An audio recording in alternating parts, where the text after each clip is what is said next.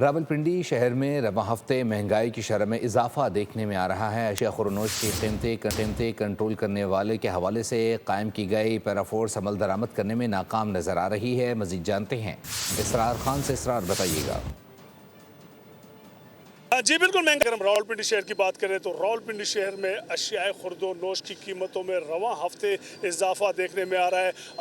آلو، پیاز، ٹماٹر، دیگر جو سبزیاں ہیں یا اس کے علاوہ چینی اور آٹے کی قیمت کی اگر ہم بات کریں تو اس میں بھی اضافہ دیکھنے میں آ رہا ہے، جبکہ ہول سیل مارکیٹ میں جو قیمت ہے وہ پھر بھی تھوڑی کم نظر آ رہی ہے، جبکہ عام جو آدمی ہے، عام شہری تک جو جس ذرائع سے یہ اشیاء خورد و نوش پہنچتی ہے، جو کہ ریٹیلر ہوتا ہے، ان کی قیمتیں کنٹرول کرنے کا کوئی نظام نظر نہیں آ رہا۔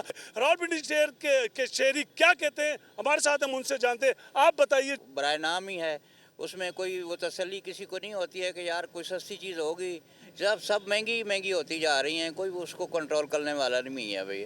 سبزی بھی مہنگی ہے، دالیں مہنگی ہے، سب سے زیادہ جو ہے نا آٹا مہنگا ہے۔